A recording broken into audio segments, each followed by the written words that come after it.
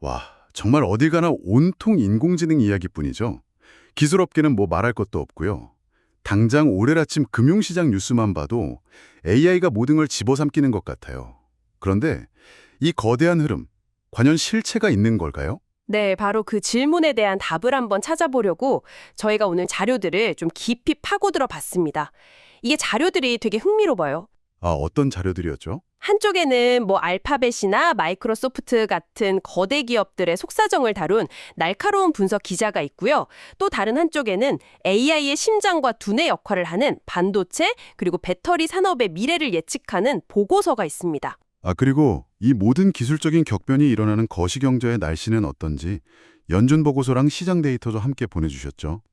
특히 저는 그 AI 버블의 역사를 타임라인으로 정리한 위키피디아 자료가 인상 깊더라고요.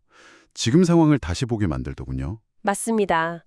그래서 오늘 저희의 목표는요, 이 점점이 흩어져 있는 정보들을 하나의 선으로 쭉 연결해서 청취자분께서 지금 벌어지는 일들의 거대한 그림을 한눈에 보실 수 있게, 그리고 또 미래를 대비할 수 있는 통찰을 드리는 겁니다. 네, 그럼 본격적으로 시작해볼까요? 좋습니다. 첫 번째 퍼즐 조각은 역시 AI 기술을 이끄는 거인들, 알파벳과 마이크로소프트입니다.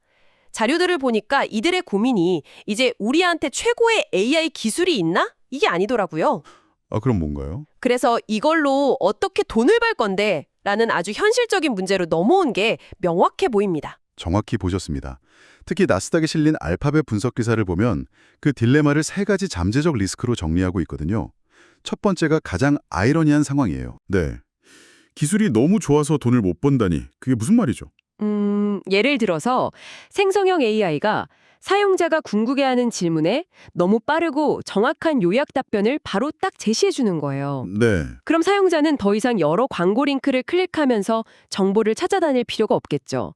결과적으로 구글의 전통적인 캐시카우였던 검색 광고 클릭률이 떨어지고 수익이 줄 수 있다는 겁니다. 아, AI에 막대한 투자를 했는데 그게 기존 수익 모델을 갉아먹는 자기 잠식 효과를 낳을 수 있다. 바로 그겁니다. 그러니까 시장 지배력을 잃지 않기 위해서 울며 겨자 먹기로 투자하는 일종의 방어적 투자가 될 수도 있다는 지적이네요. 이건 뭐 성장을 위한 투자랑은 완전히 다른 이야기인데요. 그렇죠. 두 번째 리스크도 비슷한 맥락입니다.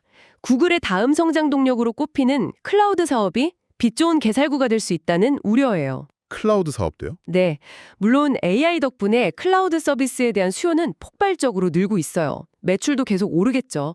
하지만 문제는 수익성입니다. 아, 이미 시장을 장악한 아마존 AWS, 그리고 무섭게 추격하는 마이크로소프트 애저와의 경쟁 때문에 가격을 마음대로 올리기도 힘들고요. 무엇보다 AI 모델을 돌리려면 데이터 센터 인프라에 정말 천문학적인 돈을 쏟아부어야 하거든요. 돈은 많이 버는데 나가는 돈이 더 많아서 정착 남는 게 별로 없는 구조가 될 수 있다. 이 말씀이시군요. 그럼 마지막 세 번째 리스크는 뭔가요? 바로 그 쏟아붓는 돈, 그러니까 과도한 설비 투자, 캐펙스가 기업의 발목을 잡는 상황입니다. AI 인프라에 대한 공격적인 투자가 단기간에 수익으로 바로 연결이 안 되면 기업의 현금 흐름이 나빠지고 이게 기업 가치 평가에 직접적인 타격을 줄 수 있다는 거죠. 보통 월가에서는 이런 대규모 투자를 미래 성장 가능성으로 보고 좋게 평가하지 않나요? 미래를 위해 투자한다는 건 좋은 신호니까요. 네, 보통은 그렇죠. 하지만 지금 시장 분위기는 좀 다릅니다.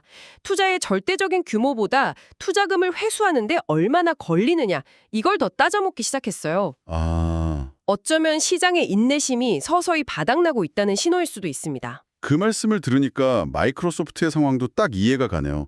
forex.com 기사를 보니까 시장은 이제 어닝 서프라이즈 같은 헤드라인 숫자에는 별로 감흥이 없대요. 그쵸? 대신 훨씬 더 구체적인 걸 보고 싶어 하죠. 예를 들어서 마이크로소프트의 클라우드 서비스인 애저의 성장세가 예전처럼 다시 폭발적으로 가속될 수 있느냐. 그리고 또 코파일럿 같은 AI 서비스 유료 구독 전환율이 얼마나 높으냐. 이런 걸 아주 집요하게 들여다보고 있다는 겁니다. 마치 넷플릭스가 계정 공유를 단속했을 때랑 비슷하네요. 아, 그렇네요. 사용자들이 불평은 하지만 결국 돈을 내고 쓸 만큼 이 서비스가 필수적인가, 그 진짜 가치를 증명해보라는 거죠. 정말 딱 맞는 비유입니다. 결국 두 거대 기업 모두 AI에 쏟아붓는 막대한 투자가 어떻게 그리고 얼마나 빨리 실질적인 이익으로 돌아오는지를 시장에 증명해야 하는 아주 어려운 숙제를 받은 셈이군요. 그런데 그 증명을 위해서 지금 이 순간에도 수백조 원의 돈을 어딘가에 쏟아붓고 있잖아요.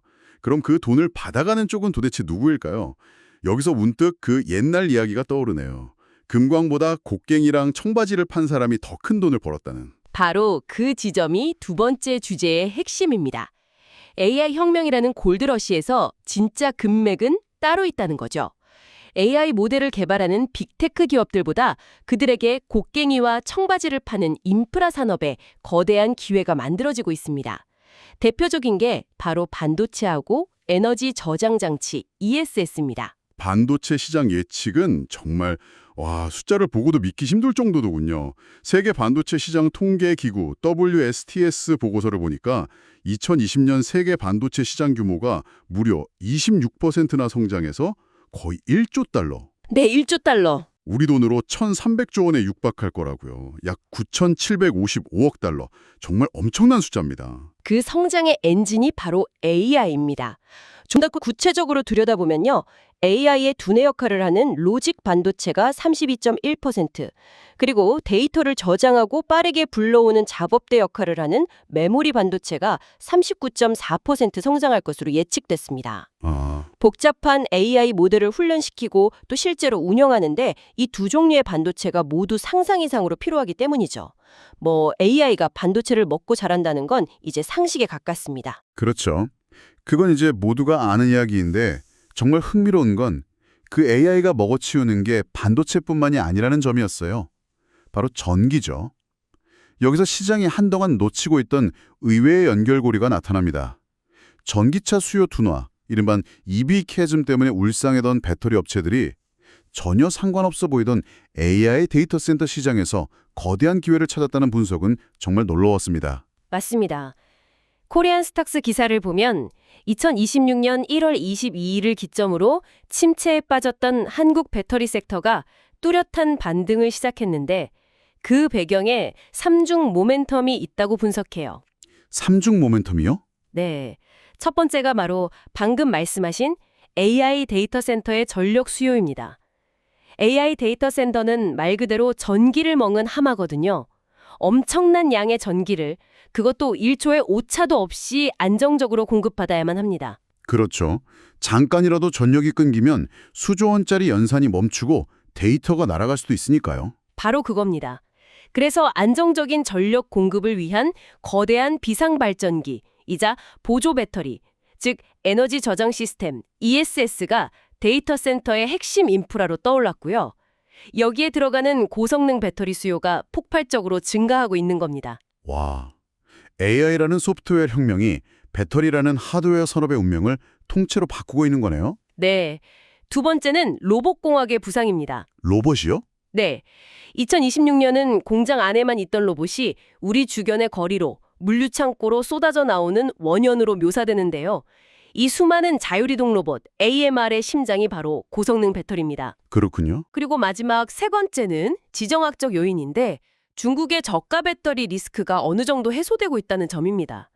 중국의 나트륨 이온 배터리가 저가 전기차 시장에서는 위협이 될 수 있지만 최고의 성능과 안정성이 요구되는 AI 인프라나 로봇 분야에서는 한국의 NCM 배터리나 차세대 전고체 기술이 여전히 글로벌 표준이라는 인식이 자리 잡고 있다는 분석이죠. 그러면서 이 기사에서 숨겨진 보석, 히든잼으로 서딘 시스템이라는 기업을 꼭 집어 언급한 점도 아주 흥미로웠습니다. LG 에너지 솔루션이나 삼성 SDI처럼 배터리 셀 자체를 만드는 회사가 아니라 그 배터리 셀들을 모아서 거대한 ESS 시스템으로 만드는 데 필요한 랙, 프레임 같은 모든 하드웨어를 제작하는 회사더군요. AI 시대의 인프라를 구축하는 보이지 않는 곳에 핵심적인 역할을 하고 있다는 분석이었습니다. 이런 인프라단의 변화를 보면 AI 혁명이 단순히 똑똑한 챗봇 하나가 등장한 사건이 아니라 반도체, 에너지, 로봇, 소재 산업까지 현실 세계의 물리적인 산업 구조를 뿌리부터 뒤흔들고 있다는 걸 알 수 있습니다. 네, 정말 그렇네요. 하지만 이런 엄청난 기술 혁신과 산업 지각 변동도 결국 거시경제라는 거대한 바다 위에서 일어나는 일이잖아요. 아무리 좋은 배를 만들어도 폭풍과 몰아치면 소용이 없으니까요. 마지막으로 이 모든 흐름을 둘러싼 경제 상황은 어떤지, 그리고 많은 분들이 느끼는 이거 너무 과열된 거 아니야? 라는 불안감에 대해 짚어보겠습니다. MMII 보고서를 보면 미국 경제의 방향키를 쥔 연방준비제도, 즉 연준은 일단 지켜보자는 신중한 태도를 보이고 있습니다. 1월 회의에서 금리를 동결할 가능성이 매우 높은데요. 이유는 간단합니다. 경제가 생각보다 너무 튼튼하고 실업률도 낮아서요. 굳이 서둘러 금리를 내렸다가 겨우 잡아놓은 인플레이션 불씨를 다시 살릴 필요가 없다는 판단이죠. 연준 내부에서도 의견이 좀 갈리는 것 같더군요. 이제 금리를 내려서 경기를 부양해야 한다는 비둘기파랑 아직 인플레이션이 완전히 잡히지 않았다는 매파가 팽팽하게 맞서고 있어서 당분간은 경제 데이터가 발표될 때마다 시장이 출렁이는 상황이 계속될 것 같네요. 그럴 수밖에 없는 게 가장 최근 데이터인 2025년 11월 개인 소비 지출, PCE 물가 상승률을 보면 전년 대비 2.8%로 여전히 연준 목표치인 2%를 꽤 웃돌고 있습니다. 아직 높군요. 네, 이게 연준이 섣불리 금리 인하 카드를 꺼내지 못하는 가장 큰 이유죠. 한편 시장 참여자들의 심리를 보여주는 CNN의 공포와 탐욕 지수는 1월 23일 기준으로 52.37, 딱 중간인 중립 상태입니다. 극단적인 탐욕 상태는 아니라는 점은 다행이지만 반대로 말하면 언제든 공포로 돌아설 수도 있는 아슬아슬한 균형 상태라는 거군요. 맞습니다. 바로 이 지점에서 많은 사람들이 느끼는 AI 버블에 대한 불안감이 고개를 듭니다. 2000년대 초반에 닷컴 버블을 겪었던 사람들은 지금 상황에서 일종의 데자비를 느낄 것 같아요. 위키피디아의 AI 리스크 타임라인 자료를 보니 실제로도 유사점이 꽤 많더군요. 네, 몇 가지 뚜렷한 경고 신호들이 보입니다. 첫째는 극심한 자금 쏠림 현상이에요. 쏠림 현상이요? 네, 소위 매그니피센트 세븐이라 불리는 소수의 빅테크 기업들이 S&P 500 지수 전체 상승분의 40% 이상을 차지하고 있어요. 닷컴 버블 시절에 시스코, 델, 인텔, 마이크로소프트 네 기수가 시장을 이끌었던 것과 아주 흡사한 모습이죠. 시장 전체가 건강하게 오르는 게 아니라 몇몇 스타 플레이어에게만 모든 스포트라이트와 자금이 집중되고 있는 겁니다. 그렇게 되면 그 스타 플레이어가 조금이라도 삐끗하면 시장 전체가 휘청거릴 수 있겠네요. 바로 그겁니다. 둘째는 높아진 가계 위험 부담입니다. 현재 미국 가계가 보유한 금융자산 중에서 주식이 차지하는 비중이 45%로 사상 최고 수준이에요. 45%요? 네.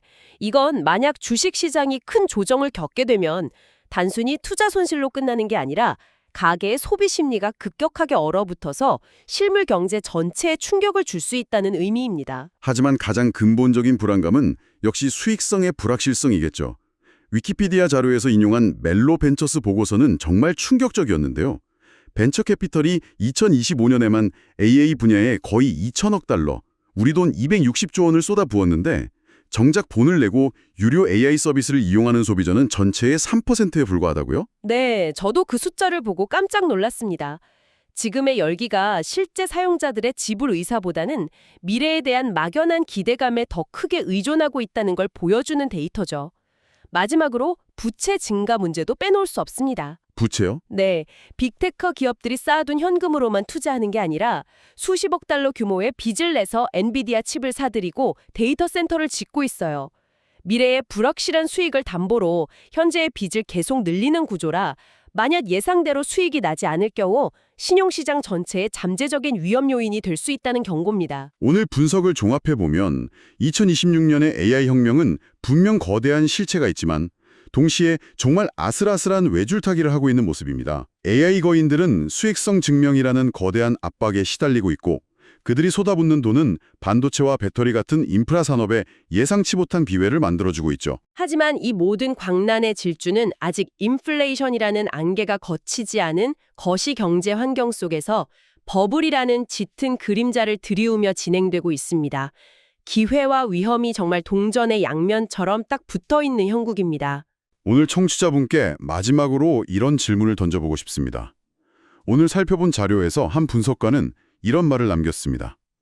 최초로 인간과 같은 수준의 지능을 가진 인공일반지능, 즉 AGI를 손에 넣는 기업이 기술과 금융의 미래 전체를 지배하게 될 것이라고요. 어쩌면 지금 우리가 목격하고 있는 빅테크들의 수익은 나중, 투자는 지금이라는 전략은 그 궁극의 기술을 선점하기 위한 담대한 경주일지도 모릅니다. 하지만 그 과정에서 시장 전체가 무너질 수 있는 거대한 거품을 만들어내고 있다면 이건 과연 감수할 만한 위험일까요? 세상을 바꿀 단 하나의 기술을 향한 이 경쟁은 인류 역사상 가장 위대한 도전이 될까요? 아니면 가장 비싼 도박이 될까요? 이 질문을 청취자 여러분께 남겨드리며 오늘 분석을 마무리하겠습니다.